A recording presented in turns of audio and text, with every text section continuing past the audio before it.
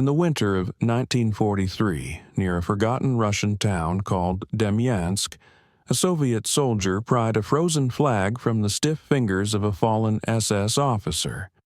On it was a skull, a stark, grinning skull with hollow eyes. This wasn't just a unit patch. It was a declaration. These men were different, and the soldier knew in that chilling moment that the war against them would not be about victory or defeat. It would be about extinction. By the end of this journey, you will understand how an army turned vengeance into a weapon, how they learned the names and faces of their enemy, and hunted Hitler's most brutal killers to the very last man. This story begins not on a battlefield, but with one man, a man named Theodor Eicke. He wasn't a brilliant general or a master tactician. He was an architect of cruelty. In the early 1930s, Eicke was given command of a place that would become infamous, the Dachau concentration camp. It was there, surrounded by barbed wire and despair, that he perfected his methods. He believed that to control people, you had to break them completely, not just their bodies, but their spirits. He demanded absolute, unquestioning obedience from his guards, a loyalty that bordered on worship. His men, in a chilling twist of affection, called him Papa Eicke. He was the twisted father figure to a generation of men who would be taught that mercy was weakness. This was the core of Eicke's philosophy. He wasn't just running a prison, he was running a school. He taught his guards that the prisoners inside were less than human, a poison that had to be purged for Germany to be strong. He created a world where brutality was not just permitted, but rewarded, a world where hesitation was a crime. Yet a question lingers about the man himself. Was his fanaticism born of pure belief in the Nazi cause, or was it a mask for a deep-seated instability, a personal darkness that found its perfect outlet in a system of organized hatred? In 1939, Hitler had a new idea. He saw the cold efficiency of Eicke's camp guards and wanted to turn it into a weapon. He didn't just want soldiers. He wanted men who would not flinch, who would not question, who would carry out any order, no matter how horrific. Eicke was given his mission: turn his camp guards into a combat division. He handpicked 6,500 of his most loyal men. Every single one had learned his trade inside a concentration camp. They had already been taught to kill without remorse. Now they were given tanks, artillery, and the full power of the German war machine. The training ground for this new division was the camp itself. This process, which some historians have called the School of Violence, was designed to systematically destroy a recruit's empathy. They were deliberately exposed to extreme brutality, sometimes forced to participate, to prove they were hard enough for this new elite.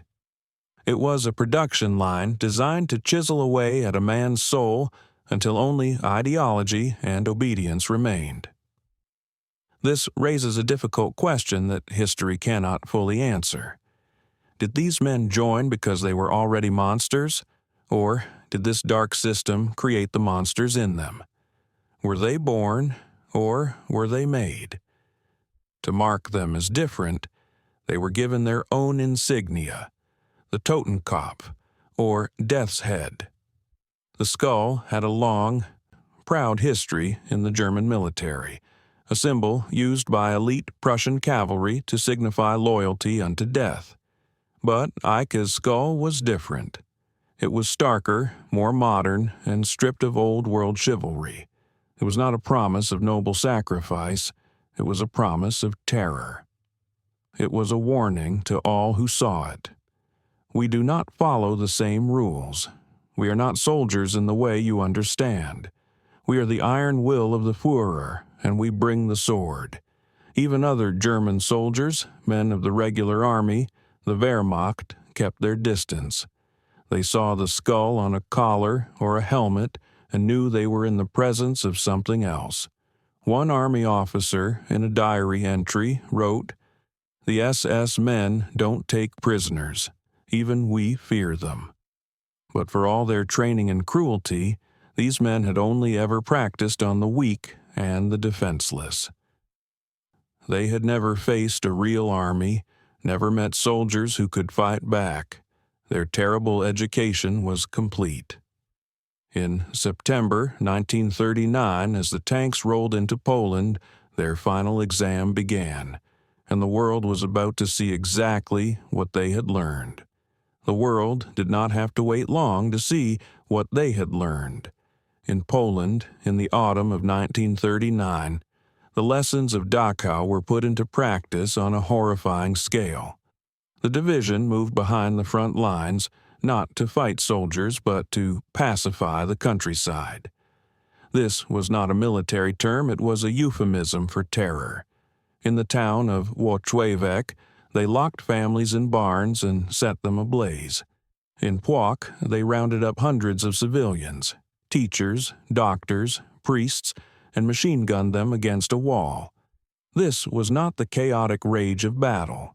It was cold, methodical work, carried out with the same chilling efficiency they had practiced in the camps. A Polish man named Jan, who survived by hiding beneath the bodies of his neighbors for 6 hours, later recalled the sounds. He heard the soldiers laughing.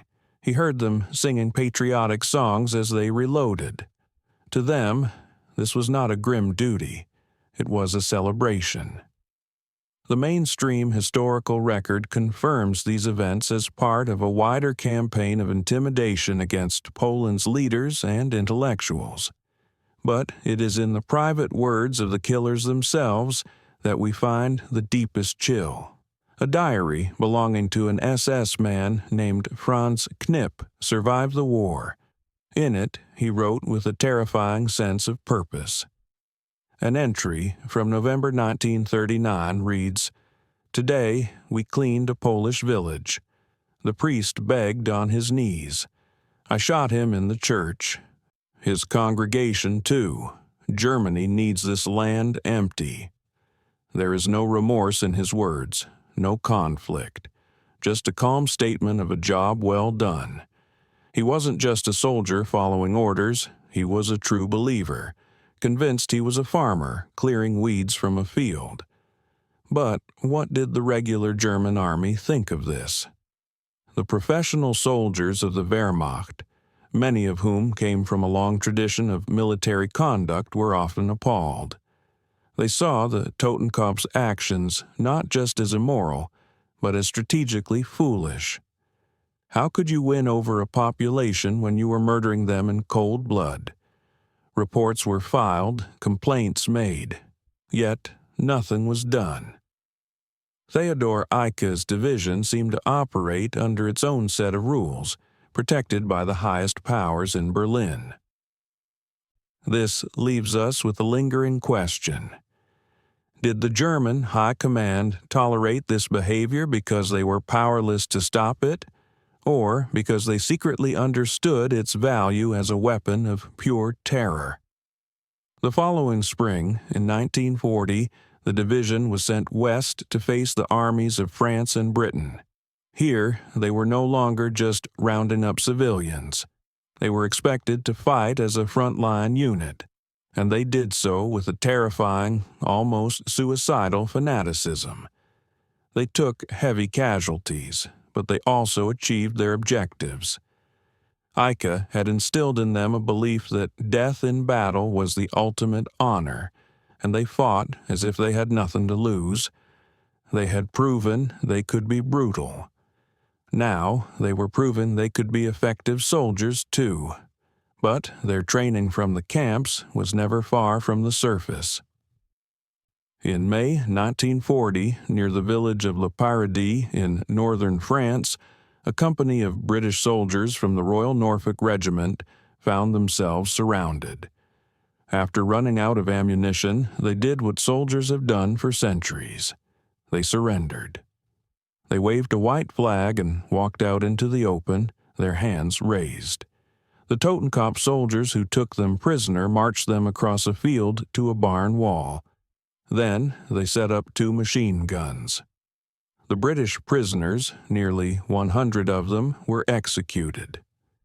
This event is a well-documented war crime, but a fringe detail often gets lost in the horror. 2 British soldiers, Privates Albert Pooley and William O'Callaghan, miraculously survived the massacre. Wounded and buried under their fallen comrades, they played dead until the SS left. They later managed to crawl to a nearby farmhouse where a French family, the Ducroux, risked their own lives to hide them and treat their wounds. It was Pooley's testimony after the war that led directly to the company commander being brought to justice. It's a small but powerful reminder that even in the darkest moments, humanity can endure. Yet, the massacre at Paradis raises another difficult question. The war in the West, up to that point, was being fought with a semblance of convention. Prisoners were generally taken, not murdered. Why did the Totenkopf do it? Was it an act of revenge for the heavy losses they had taken in the preceding battle? Was it the panicked decision of a local commander? Or was it something deeper, the inevitable result of Eicke's doctrine that an enemy is not a fellow soldier, but an obstacle to be eliminated by any means necessary? By the time France fell, the division's reputation was sealed. They were known throughout Europe by their grim symbol. The Death's Head now stood for 2 things: a fanatical, fighting spirit on the battlefield, and a cold-blooded cruelty behind it. They had passed every test Hitler had given them. But they had only fought against armies that were outnumbered, outmaneuvered, and collapsing.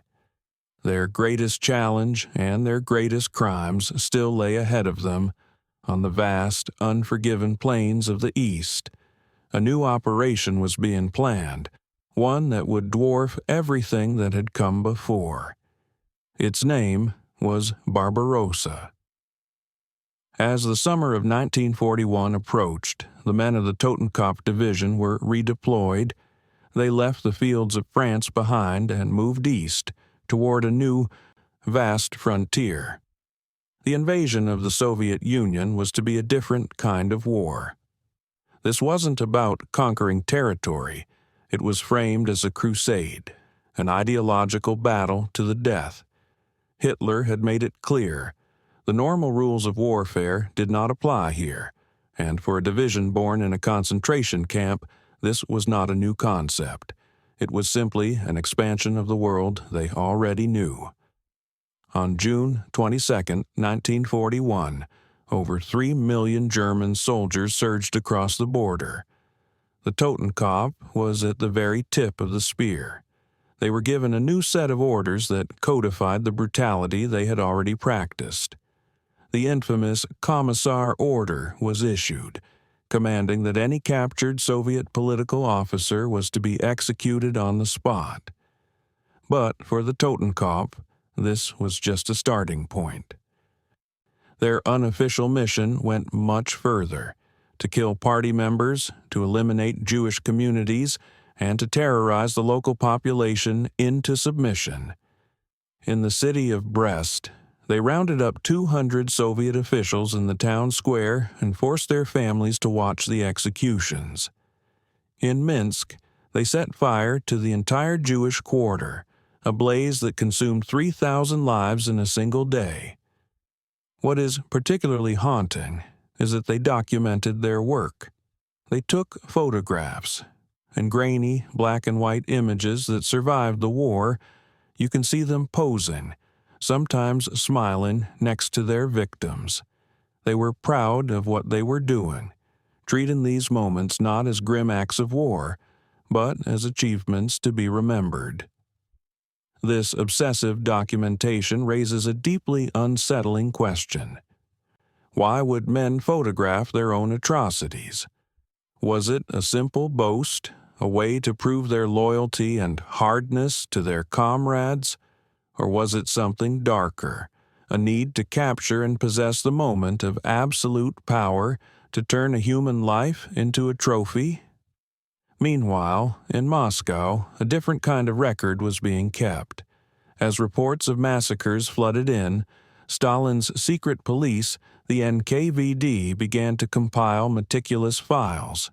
They gathered eyewitness accounts from escaped villagers and wounded soldiers.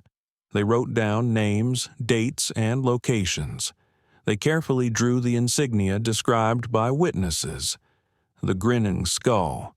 Soviet intelligence agents, like the famous Pavel Sudoplatov, infiltrated behind German lines. His reports were chillingly specific. The Totenkopf Division, identified by Death's Head insignia. Location: Sector 7.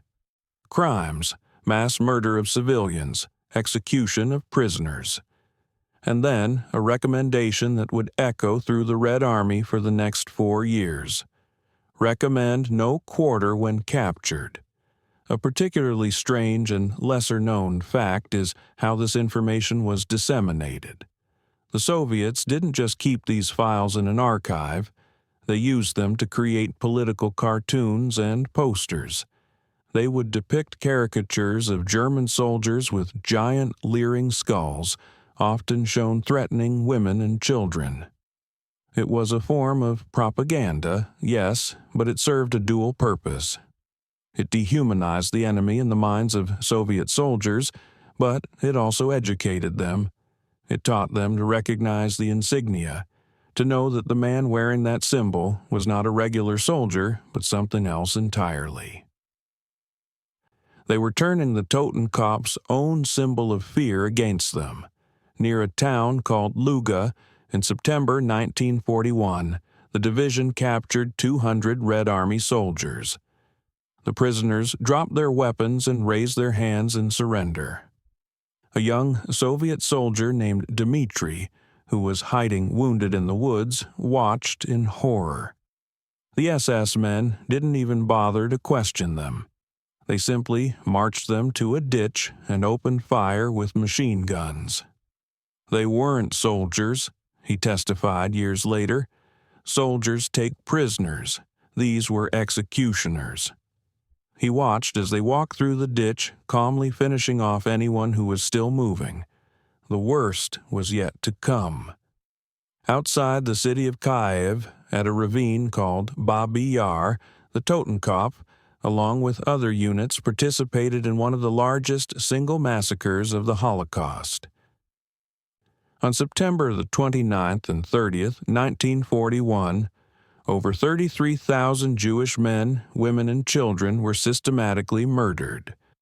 They were forced to strip naked, walk to the edge of the ravine, and were then gunned down, their bodies tumbling into a mass grave of their own neighbors. As the summer turned to autumn, the Totenkopf Division advanced, leaving a trail of burned villages and mass graves. They felt invincible, a core belief of their indoctrination. They were the master race, and this was their destiny. They dug in for the winter, confident that the Soviet Union was on the verge of collapse. They were wrong. The first snowflakes of 1941 were beginning to fall, and with them came a cold that no German had ever experienced. The Red Army was regrouping, but more importantly, they were learning. Every soldier, from the highest general to the lowest private, was hearing the stories. They were hearing about the baby killers, the camp guards, the men with skulls on their helmets. The hunters had stalked their prey across hundreds of miles of captured land. But now, the prey was turning around, and its eyes were burning with a cold, patient hatred.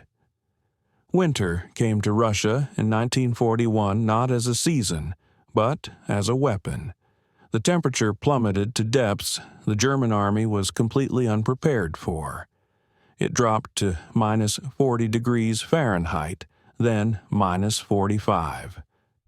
Engines froze solid, guns seized up, and the men of the Totenkopf, once so confident in their advance, found themselves digging into the frozen earth, fighting a new enemy that was everywhere and nowhere at once. The cold. They had thought they were winning. They had mistaken a single season of success for the entirety of the war. They did not yet understand that the Red Army had been regrouping, rearming, and, most importantly, learning. The stories of their crimes had spread like a virus through the Soviet ranks, and with it, a cold, calculated desire for revenge. On January 8, 1942, that revenge took shape. In a massive pincer movement, Soviet forces encircled 100,000 German soldiers near the town of Demyansk. Trapped inside this frozen wasteland, known to history as the Demyansk Pocket, was the Totenkopf Division. For the first time, the hunters were in a cage, and the Soviets knew exactly who was in there with them. The artillery observers peering through their binoculars had specific orders. They were to scan the German lines not just for tanks or command posts, but for a symbol. Priority targets, the orders read, are any positions marked with the death's head insignia. The bombardment was to be continuous.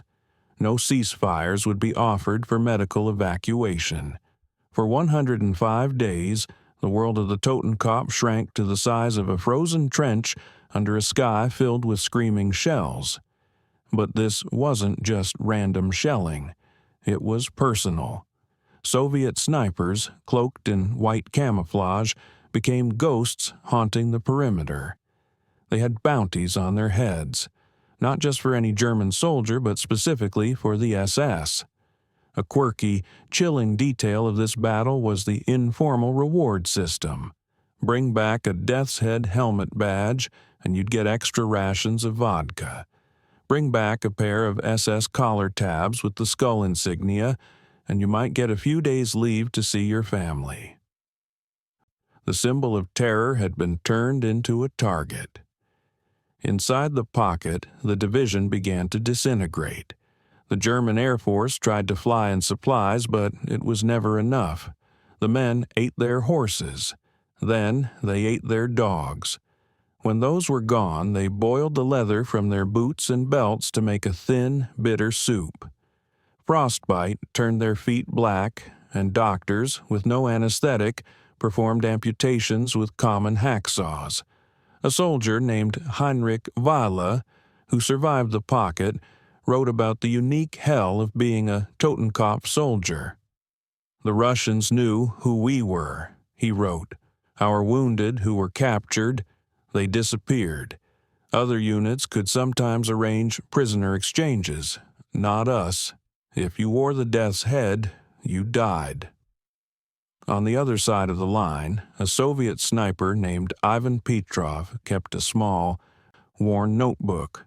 He had 31 confirmed kills in the pocket. All of them were SS. Each bullet was payback. He wrote in a letter home, "My village was burned by the SS. My parents died in the fire. Every dead Totenkopf man is justice." His words give us a glimpse into the Soviet mindset. This wasn't just war, it was an accounting. This focused annihilation campaign from the Soviets raises a profound question about the nature of warfare. When an enemy is identified not just as a soldier, but as a war criminal, do the rules of engagement change? The Soviets certainly believed so. Their actions in the Demyansk pocket suggest a deliberate policy of extermination, mirroring the very tactics the SS had used against their own people. Was this an inevitable descent into barbarism, or was it a calculated, and perhaps even necessary, response to an unprecedented evil? In May of 1942, the German army finally broke through and relieved the pocket. The survivors of the Totenkopf, who staggered out, looked like ghosts. Over 7,000 of them were dead or wounded, more than half the division's strength. Their proud black uniforms were in rags, their bodies skeletal. But the division was not disbanded. It was pulled back, rested, and filled with thousands of fresh recruits, young men who had never seen the inside of a concentration camp. These new soldiers may have believed they were just joining an elite fighting unit. They may have thought they could escape the dark reputation of the division's name. They were wrong. The Soviets remembered everything, and they were already preparing the next trap on a scale that would make the Demyansk pocket look like a skirmish. The name and the skull it carried were now a curse that would be passed down to every man who wore it until the very end. The survivors of Demyansk were ghosts, but the German war machine had no time for ghosts. The Totenkopf Division was pulled from the line, and the empty spaces in its ranks were filled with thousands of fresh-faced recruits. They were equipped with the newest, most powerful weapons Germany could produce, including the formidable Tiger tank, a monster of steel and firepower that was believed to be nearly invincible. To these new soldiers, the skull insignia might have felt like a badge of honor, a symbol of an elite, unbreakable unit. They didn't understand. They couldn't know that the symbol they now wore on their collars was not a badge, but a bullseye. In the summer of 1943, Hitler gathered his strength for one last, massive gamble on the Eastern Front. Operation Citadel was designed to be a decisive blow, a colossal pincer movement to encircle and destroy the bulk of the Red Army around the city of Kursk. And at the very southern tip of this pincer, the Totenkopf Division was chosen to be the spearhead. They had over 140 tanks. They were confident, rearmed, and ready to reclaim their reputation as conquerors. They were driving straight into the most sophisticated trap in military history. The Soviets were waiting. Thanks to a vast network of spies and intelligence analysts, they knew the attack was coming. But their knowledge went deeper than that. They knew the date, the time, and, most importantly, they knew exactly where the Totenkopf would strike. Soviet commanders like Marshal Zhukov weren't just planning a defense, they were preparing an execution. His orders were precise. The SS Totenkopf will attack at Prokhorovka, concentrate all available artillery and anti-tank guns on Grid 237. When they advance, destroy them completely. On July 12, 1943, the trap was sprung. The Totenkopf tanks rolled forward across the rolling fields of wheat, straight into the heart of the greatest tank battle the world has ever seen. But this was not a chaotic clash of steel. It was a calculated, focused annihilation. Soviet artillery, pre-sighted on their exact line of advance, opened up with a fury that turned the earth to fire and smoke. Every SS tank was a priority target. Soviet pilots were instructed to ignore other German formations and focus their attacks on the columns identified with the Death's Head. A lesser-known, personal dimension of this battle is found in the diaries of the Soviet tank crews. Sergeant Mikhail Petrov, commanding a T-34 tank, saw the skull symbol painted crudely on the turret of a massive German Tiger. "That skull made my blood burn," he wrote after the battle. "It was the same one from the posters, the ones who burned my cousin's village. I told my gunner to ignore the other tanks, only that one." His crew put 3 armor-piercing shells into the Tiger. It burst into flames, burning for hours. "We could hear the crew screaming," Petrov wrote. "We didn't help." This raises a stark, unresolved question about German military strategy. Why would the High Command continue to use such a marked division as a spearhead?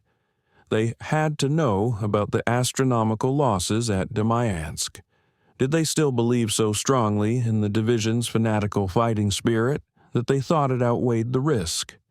Or was it a more cynical calculation, using the men they considered their most ruthless as a disposable fire brigade, sent into the most dangerous situations precisely because they were hated? The answer likely died in the ruins of Berlin, but the consequences were paid for in blood at Kursk. In just 3 days of fighting, the Totenkopf Division ceased to exist as an effective offensive force. They lost 70 tanks, half their armored strength. 4,000 men were killed or wounded. Their attack collapsed completely. German radio intercepts from the battle tell a story of growing panic and disbelief. One Totenkopf officer transmitted, "Under concentrated attack, they know exactly where we are, requesting immediate withdrawal." The response was a cold, negative, "Hold position."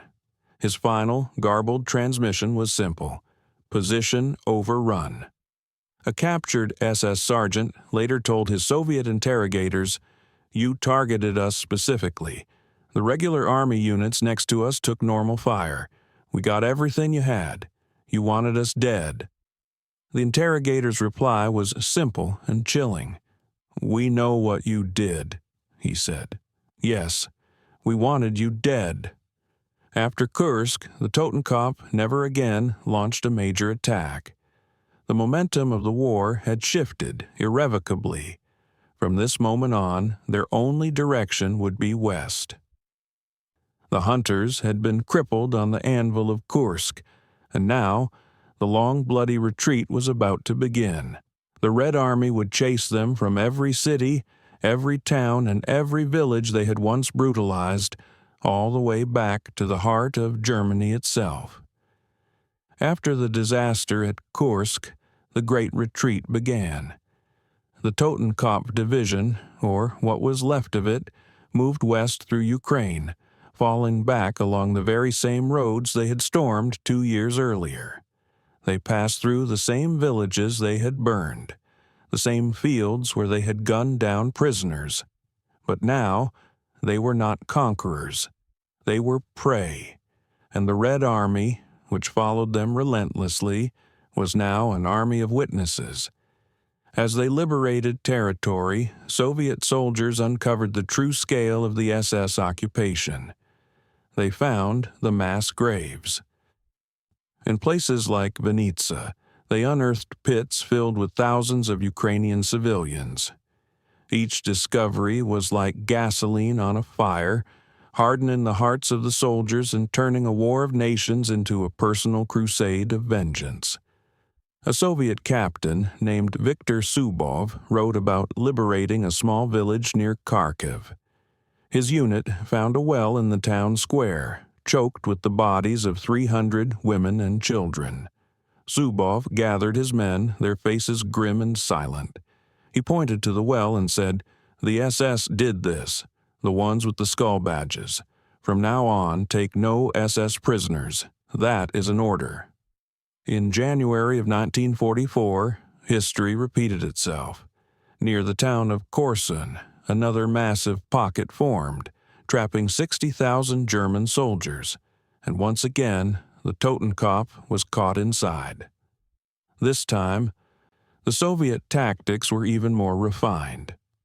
Day and night, loudspeakers blared across the frozen lines, but they broadcast 2 different messages.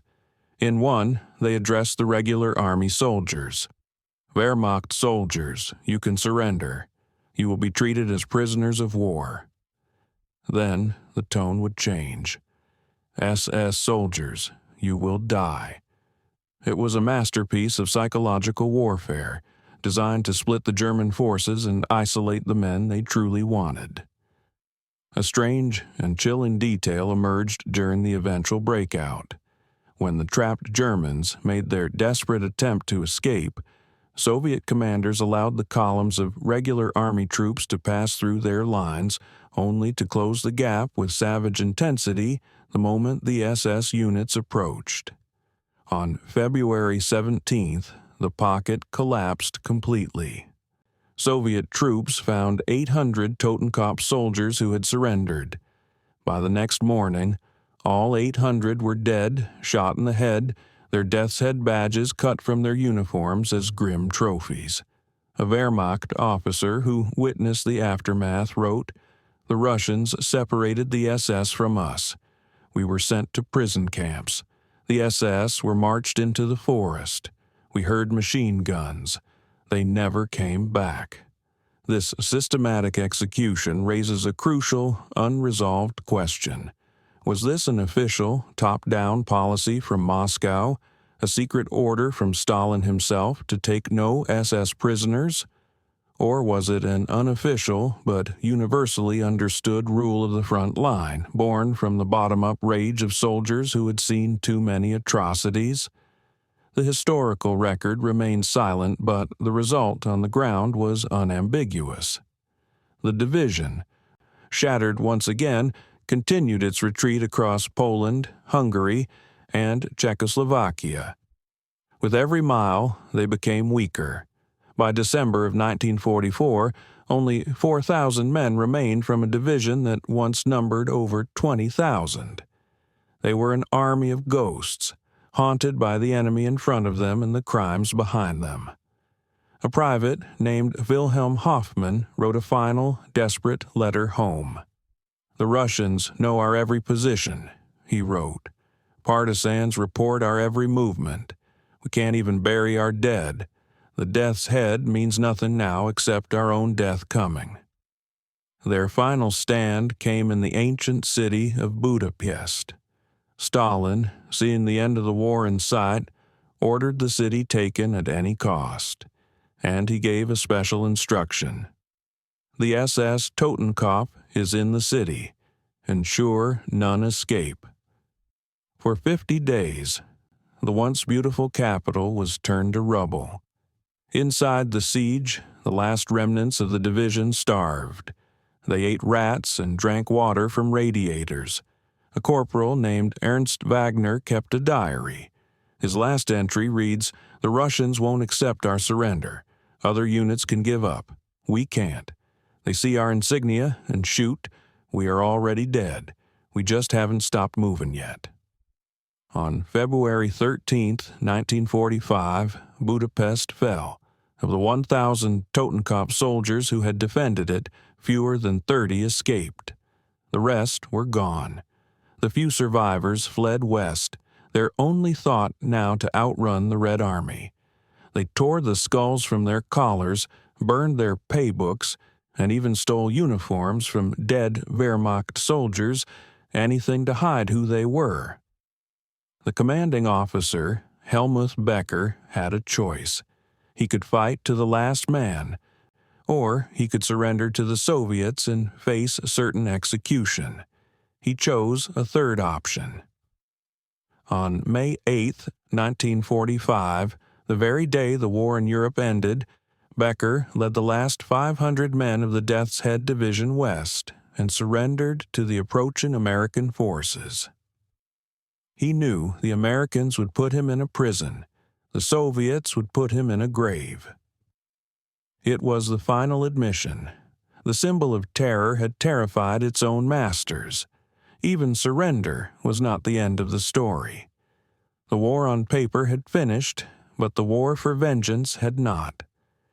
Soviet authorities demanded that the Americans hand over all SS prisoners, especially those from the Totenkopf. Many were transferred, disappearing into the vast, unforgiven network of Soviet labor camps. Of the 40,000 men who served in the division over the course of the war, it is estimated that fewer than 1,000 who fell into Soviet hands ever returned home. That is a 97% death rate, the highest of any German division on the Eastern Front. The architects of this cruelty met their own ends. Theodor Eicke, the division's founder, died when his plane was shot down by Soviet fighters in 1943. His body, identified by the Death's Head insignia he wore, was left to the wolves on the Russian steppe. The survivors who did make it home lived in the shadows. They burned their photos, hid their tattoos, and never spoke of what they had done. For decades, They lived with the fear that someone, somewhere, still had their name on a list. And sometimes that fear was justified. As late as 1965, a former Totenkopf soldier was found in Argentina, the victim of a professional execution-style killing. The case was never solved.